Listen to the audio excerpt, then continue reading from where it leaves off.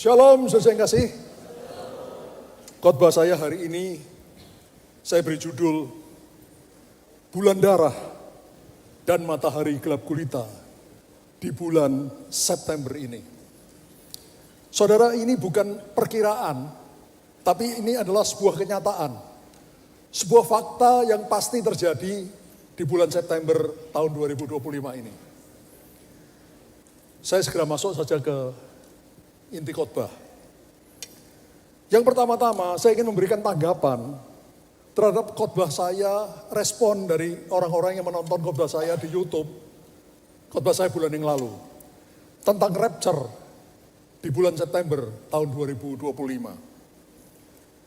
Sampai dengan tadi pagi, sudah lebih dari 89.000 orang yang menonton khotbah saya di YouTube. Dan di antara mereka lebih dari 1.800 orang yang menyukai khotbah tersebut. Tapi biarpun demikian, ada sejumlah orang yang tidak setuju dengan khotbah saya tersebut. Khususnya mereka tidak setuju dengan penjelasan saya tentang tidak seorang pun yang tahu hari dan jamnya. Yaitu perkataan Tuhan Yesus di dalam Matius 24 ayat 36. Saudara, kalau orang tidak setuju khotbah saya tidak masalah, saudara. Tapi yang disayangkan, sebagian dari mereka ngata-ngatain dengan kata yang kurang baik, saudara. Pendeta palsu, pendeta sesat, nabi palsu dan sebagainya. Saya sih nggak apa-apa, saudara. Mereka ngomong begitu nggak apa-apa, cuma kasihan ya. Karena nanti mereka harus mempertanggungjawabkan apa yang mereka katakan di hari penghakiman. Ya kalau tidak bertobat. Saudara, seorang pendeta itu bisa menafsirkan ayat ini berbeda-beda. Jadi kalau ada ayat yang sama, saudara tanyakan pada pendeta A dan pendeta B, belum tentu tafsirannya sama, bisa berbeda. Tapi kalau tafsiran itu berbeda, belum tentu salah satunya sesat. Benar atau benar? Ya, jadi belum tentu, jangan mudah mengatakan sesat, saudara. Tuhan Yesus berkata kepada orang-orang Farisi dan orang Saduki, kamu tahu membedakan tanda-tanda di langit. Kalau pada petang hari, langit merah, kamu tahu bahwa hari akan baik. Tapi apabila di pagi hari, langit merah dan redup, kamu berkata hari akan jelek. Tanda-tanda di langit, engkau bisa membedakan. Tapi tanda-tanda zaman, engkau tidak bisa membedakan. Saudara, saya mempelajari Alkitab dan berbagai buku, dan saya temukan bahwa dari 7 hari raya Israel, hari raya tahunan Israel, yang harus dirayakan orang Israel setiap tahun, maka 4 diantaranya yang sudah terjadi, itu digenapinya tepat pada hari raya tersebut. Tuhan Yesus disalibkan tepat pada hari raya Paskah orang Yahudi. Tuhan Yesus dikuburkan tepat pada hari raya roti tidak beragi. Tuhan Yesus bangkit dari antara orang mati tepat pada hari raya buah sulung. Dan Roh Kudus dicurahkan di atas kamar loteng Yerusalem. Lalu gereja berdiri tepat pada hari raya Pentakosta. Saudara, karena dari 7 hari raya tadi yang 4 itu tepat, maka saya menafsirkan hari raya yang berikutnya lagi, yaitu hari raya peniupan sangkakala.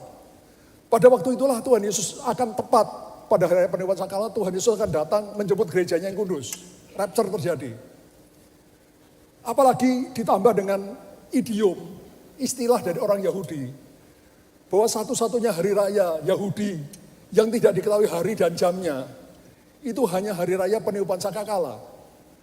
Mengapa demikian? Karena hari raya peniupan sangkakala itu harus dibuktikan dengan fenomena alam, ya, yang tidak selalu terjadi.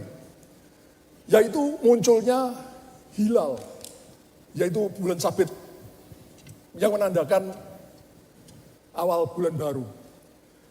Jadi pada hari yang ditentukan sebagai 1 Tisri, hari raya peniupan sangkakala, ketika matahari terbenam, orang melihat ke arah barat. Apabila di arah barat itu tidak muncul hilal, yaitu bulan sabit tipis yang menandakan bulan baru, Apapun alasannya, apakah karena tertutup awan atau apapun, maka otomatis hari berikutnya itu yang ditetapkan menjadi hari raya peniupan sangkakala. Itu sebabnya tidak seorang pun tahu dengan pasti yang mana yang hari raya peniupan sangkakala. Itu sebabnya selalu 2 hari. Itu sama dengan saudara kita orang muslim, saudara. Ya kalau mau menetapkan 1 Syawal, hari raya Idul Fitri, itu perlu lihat hilal dulu. Kalau hilal tidak kelihatan, maka otomatis hari berikutnya yang jadi hari raya Idul Fitri. Do you understand? Ya, tapi ada sebagian orang tidak mau menerima penjelasan saya, saudara. Sekali lagi tidak menerima nggak apa-apa, saudara ya. Tapi yang menyedihkan kata-kata pendeta sesat, pendeta palsu, nabi palsu dan sebagainya. Saya percaya di tempat ini tidak ada. Kalau ada bertobat. Amin, saudara. Ini aminnya lemas. Amin, saudara. Ya, nah itu baru jemaatnya Pak Yunus. Saudara, lalu ada 2 serangan utama terhadap khotbah saya bulan yang lalu. Yang pertama ada seseorang yang membuat YouTube yang mengatakan saya ini pendeta palsu. Karena saya mengatakan bahwa rapture pasti terjadi pada bulan September. Alasannya dia, karena saya mengatakan rapture itu akan terjadi pada hari raya peniupan sangkakala. Dan menurut dia, hari raya peniupan sangkakala itu pasti bulan September. Tapi orang itu keliru, saudara. Hari raya peniupan sangkakala bisa September, bisa Oktober. Jadi dia langsung ngawur aja. Ya, itu tidak benar. Ya. Tapi tidak apa-apa, nyerang-nyerang juga nggak apa-apa lah. Please. Tapi serangan yang kedua, mengatakan bahwa saya menyamakan Allah Bapa yang Maha Kuasa dan Maha Tahu dengan ChatGPT. Dengan apa, saudara? ChatGPT. Bayangin Allah Bapa disamakan dengan ChatGPT. Alasannya karena ChatGPT tahu hari dan jam kedatangan Tuhan Yesus yang hanya diketahui Allah Bapa. Ini ngawur juga, saudara. Adalah suatu penghujatan bila kita berani menyamakan Allah Bapa yang Maha Kuasa, Bapa dari segala sesuatu, dengan ChatGPT yang hanya buatan manusia. Sama sekali tidak bisa dibandingkan, saudara. ChatGPT itu hanyalah kumpulan pengetahuan atau kumpulan informasi yang kemudian diolah dengan kecerdasan buatan, AI, sehingga bisa menjawab pertanyaan-pertanyaan. Jadi mungkin contohnya sederhana seperti ensiklopedia atau Wikipedia. Tapi kalau Wikipedia tidak pakai kecerdasan buatan, saudara. Tapi yang pakai kecerdasan buatan itu Google. Kadang-kadang saya bandingkan, saudara, ChatGPT dengan Google hampir sama, saudara ya. Kata-katanya berbeda tapi hampir sama, karena memang mereka pakai kecerdasan buatan. Jadi sekali lagi, saudara, menyerang khotbah saya bulan lalu tidak apa-apa, saudara.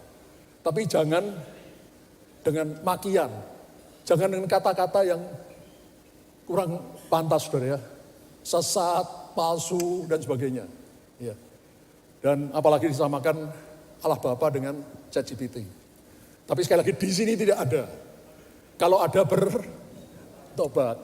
Amin. Ya supaya tidak tegang, berikan tepuk tangan dulu, saudara. Sekarang kita masuk bagian yang kedua. Yaitu tentang bulan darah dan matahari gelap gulita di bulan September tahun 2025. Yoel 2 ayat 31 menuliskan, matahari akan berubah menjadi gelap gulita dan bulan menjadi darah sebelum datangnya hari Tuhan yang hebat dan dahsyat itu. Ribuan tahun yang lalu, Nabi Yoel sudah menubuatkan bahwa matahari akan berubah menjadi gelap gulita dan bulan menjadi darah sebelum datangnya hari Tuhan yang hebat dan dahsyat itu. Saudara, fakta yang ada,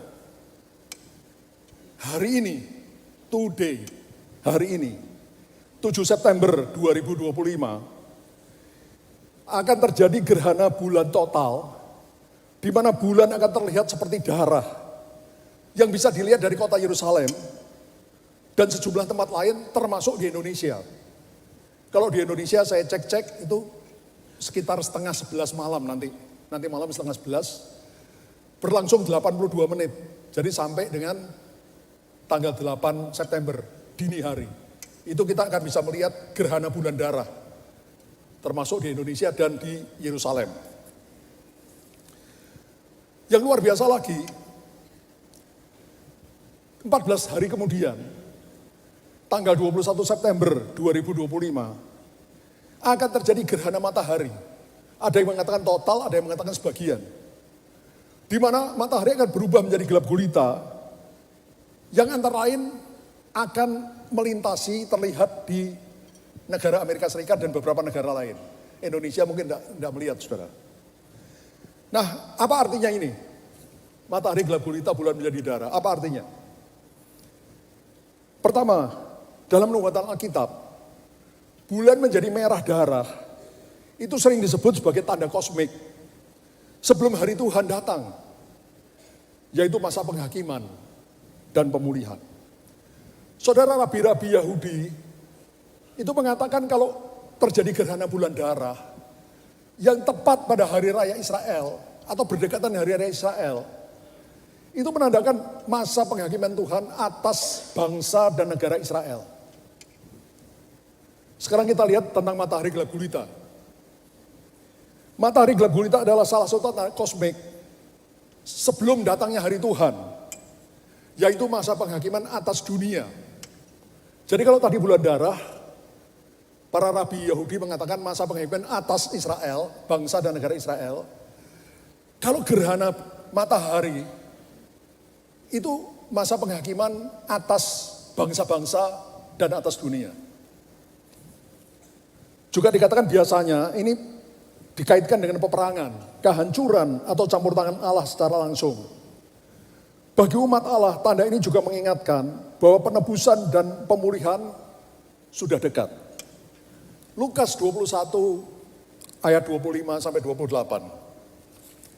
Mari kita baca. Akan ada tanda-tanda pada matahari dan bulan dan bintang-bintang. Dan di bumi bangsa-bangsa akan takut dan bingung menghadapi deru dan gelora laut. Orang akan mati ketakutan karena kecemasan berhubung dengan segala apa yang menimpa bumi ini. Sebab kuasa-kuasa langit akan goncang. Pada waktu itu orang akan melihat anak manusia datang dalam awan dengan segala kekuasaan dan kemuliaannya. Apabila semuanya ini mulai terjadi, ayat 28 perhatikan. Bangkitlah. Angkatlah mukamu, sebab penyelamatanmu sudah dekat. Ya. Itu yang dikatakan oleh Lukas. Saudara, pertanyaannya, apakah terjadinya gerhana bulan darah dan terjadinya gerhana matahari total atau sebagian di bulan September ini sebelum datangnya Hari Raya Israel, peniupan sangkakala, tanggal 23-24 September 2025, ini sungguh-sungguh menunjukkan bahwa Tuhan Yesus pasti datang untuk menjadi gereja yang kudus pada tanggal-tanggal tersebut. Lalu tribulasi terjadi. Apa seperti itu? Jawaban saya, hanya Tuhan yang tahu. Kita boleh menafsirkan, saudara, tapi yang pasti, yang tahu dengan pasti hanya Tuhan. Ya. Jadi jangan pernah katakan pasti. Ya, karena hanya Tuhan yang tahu dengan pasti. Do you understand? Ya, supaya tidak tegang, berikan tepuk tangan dulu, saudara. Ini kelihatannya jemaatnya Pak Yunus ini tegang, Pak. Ya, karena ini mengerikan. Ya, kelihatannya mengerikan khotbah hari ini. Sekarang kita masuk bagian yang ketiga. Konstelasi bintang-bintang di langit. Apa sih konstelasi itu? Konstelasi bintang itu kata lainnya adalah rasi bintang. Yaitu sekelompok bintang yang nampak membentuk pola tertentu. Seperti misalkan pola binatang atau yang lain. Contoh, rasi bintang Leo. Siapa di sini bintangnya bintang Leo? Ya udah usah ngangkat tangan lah. Ya ini saya cuma memberi penjelasan. Itu kalau sudah lihat bintang-bintang itu, ya itu dihubungkan dengan garis-garis itu, garisnya imajiner, kalau bintangnya memang ada. Nah itu digambarkan seperti seekor singa. Jadi bintang-bintang yang ada di rasi bintang Leo, itu kalau bintang-bintang itu dihubungkan dengan garis imajiner, itu terlihat seperti seekor singa, Leo. Itu sebabnya rasi bintang itu disebut rasi bintang Leo. Next. Nah, ada hamba-hamba Tuhan yang menghubungkan konstelasi bintang-bintang di langit tadi, rasi bintang, dengan firman Tuhan di dalam Alkitab. Ya, jadi mereka melihat Alkitab lalu mereka melihat ke langit, melihat susunan bintang-bintang di langit. Lalu mereka menafsirkan. Para hamba Tuhan yang memakai aplikasi seperti Stellarium.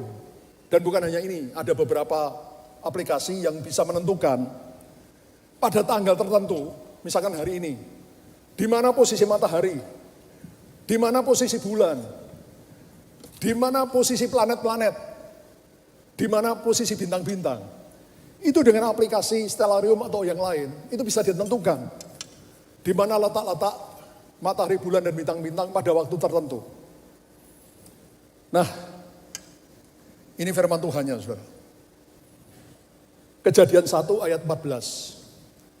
Berfirmanlah Allah, jadilah benda penerang pada cakrawala untuk memisahkan siang dari malam. Bila benda-benda penerang itu menjadi tanda, katakan tanda, yang menunjukkan masa-masa yang tetap dan hari-hari dan tahun-tahun. Kata tanda di ayat ini, itu bahasa asli Alkitab Perjanjian Lama, yaitu bahasa Ibrani, adalah ot. Apa saudara?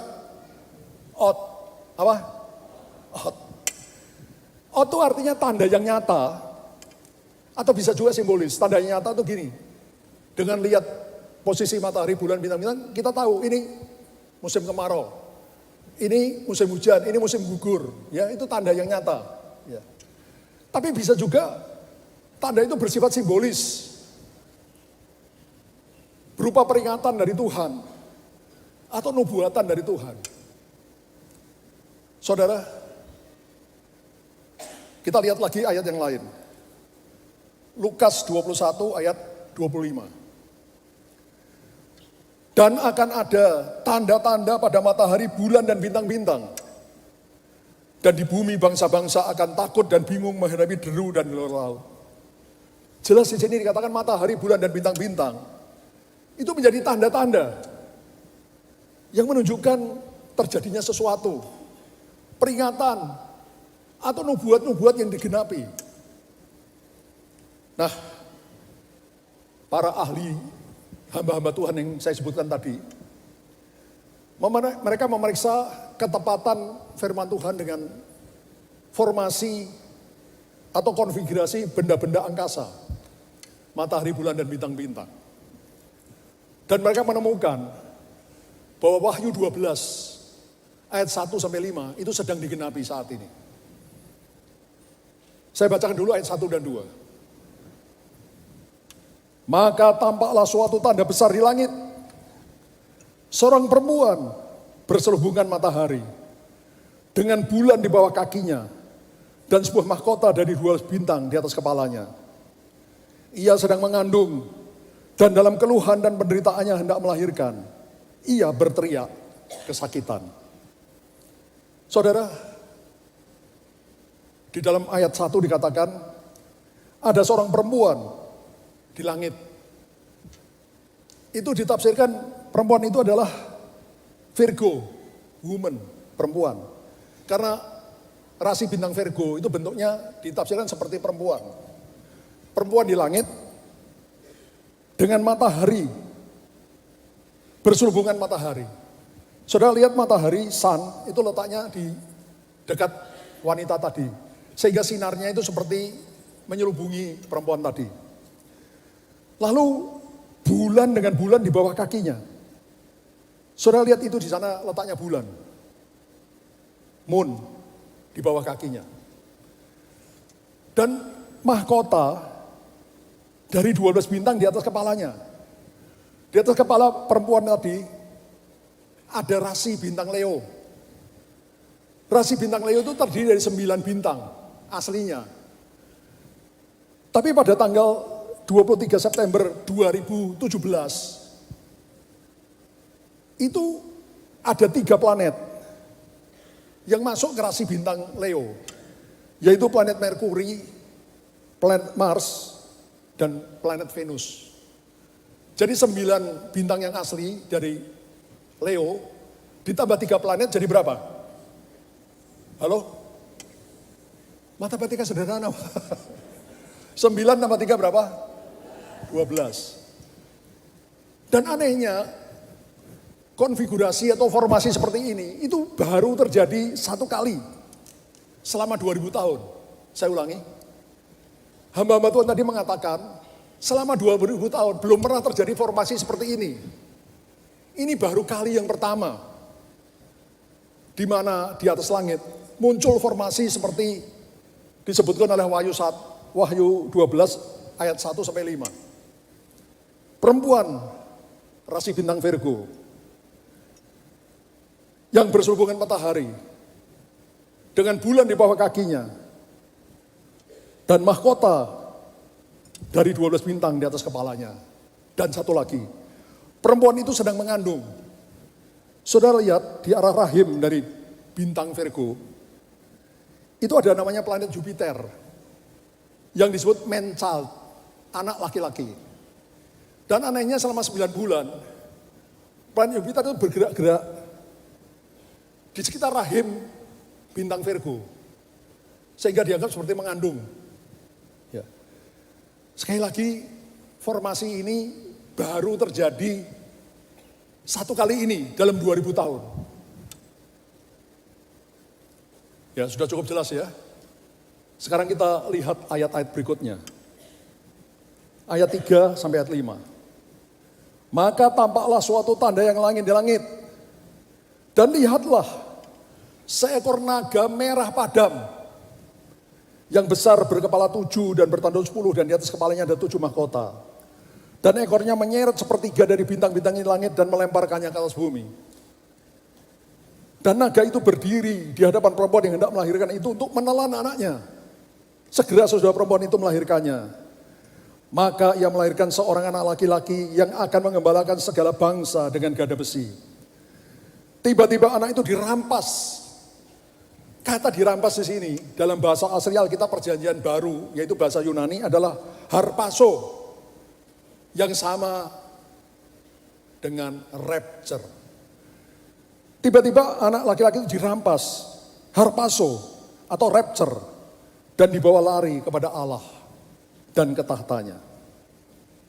Nah, saudara, pada hari raya Tabernakel atau hari raya peniupan sangkakala tahun ini 2025, formasi bintang ini yang sedang terjadi di angkasa, di langit. Kita lihat perempuan Virgo tadi tetap di situ. Saudara, tapi di dekat kaki perempuan Virgo itu ada planet merah, yaitu planet Mars, yang dianggap sebagai naga merah, red dragon, yang posisinya dekat dengan posisinya planet Jupiter tadi, yang ada di sekitar rahimnya perempuan Virgo tadi.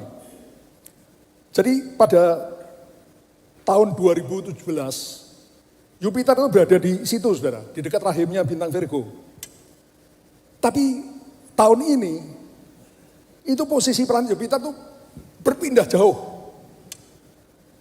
Dari situ ke situ, ya. Ini posisinya planet Jupiter, anak laki-laki tadi, yang berpindah ke arah rasi bintang Gemini, yang dianggap sebagai wedding chamber, ruang perkawinan. Nah, kita tahu, saudara, rasi bintang Gemini itu digambarkan seperti 2 orang saudara kembar. Saudara kembar yang pertama itu namanya Polok. Saudara kembar yang kedua namanya Kastor. Ini nama-nama sudah ada di zaman dulu, saudara, sudah ribuan tahun. Jadi bukan sekarang baru dikarang. Saudara, Polok itu artinya lurer, pemerintah. Arti yang lain, judge, hakim. Jadi dari saudara kembar tadi, yang di sebelah, coba kursor, ya, itu digambarkan sebagai Kristus. Karena dia adalah pemerintah dan hakim. Yang di sampingnya adalah pengantin Kristus. Ya. Yang kalau tradisi Yunani kuno itu namanya Kastor. Saudara, ini sepertinya ngarang-ngarang ya, cocok logi, tapi ini yang terjadi. Dan ini juga posisi-posisi yang baru terjadi, saudara. Ya selama ribuan tahun ini baru sekali terjadi. Nah, sementara terjadi perkawinan antar Kristus dengan gerejanya yang kudus di surga, maka di bumi terjadi masa aniaya 7 tahun. Perkawinan Yahudi kuno itu berlangsung 7 hari. Tapi aniaya di bumi oleh antikris 7 tahun. Jadi saya ulangi, saudara. Planet Jupiter yang dianggap sebagai man child, anak laki-laki yang ada di dalam Wahyu pasal 12 tadi. Yang semula berada di sekitar rahim bintang Virgo. Ketika naga merah mendekat, yaitu planet Jupiter. Tiba-tiba, yaitu planet Mars, maaf saudara. Tiba-tiba planet Jupiternya seperti dilarikan jauh ke arah rasi bintang Gemini. Ruang perkawinan, wedding chamber. Dan di sana dipercaya terjadi pernikahan antara Kristus dengan saudaranya. Kita semua adalah saudara Kristus. Orang yang serupa segambar dengan Kristus itu akan mengalami pernikahan di surga. Sementara di bumi terjadi masa aniaya besar. Do you understand? Berikan tepuk tangan dulu bagi Tuhan. Saudara, kalau khotbah saya ini sulit dimengerti, nanti kita akan masukkan di YouTube, saudara lihat lagi, ya supaya mudah dimengerti. Saya sendiri juga harus ngulang-ulangi, saudara, sampai ngerti, sampai saya bisa menjelaskan pada saudara. Nah, pertanyaannya, apakah hal ini sungguh-sungguh membuktikan bahwa Yesus benar-benar akan datang menyebut gerejanya yang kudus pada tanggal 23 September atau 20 September 2025? Sekali lagi jawaban saya, hanya Tuhan yang tahu, ya. Manusia jangan memastikan, oh pasti, enggak, saudara, hanya Tuhan yang tahu dengan pasti. Lalu mungkin sudah bertanya, loh Pak, kalau gitu buat apa Bapak ceritakan? Saudara, saya ini gembala yang Tuhan percayakan di gereja ini. Kalau saya tahu sesuatu, lalu saya tidak ceritakan sama saudara, benar-benar terjadi, dan saudara tertinggal, saya yang berdosa, saudara. Saya mengasihi saudara, karena itu saya ceritakan. Ya, sehingga kalau benar terjadi, saudara sudah siap sedia. Amin, saudara. Tapi kalau tidak terjadi, ya nggak apa-apa.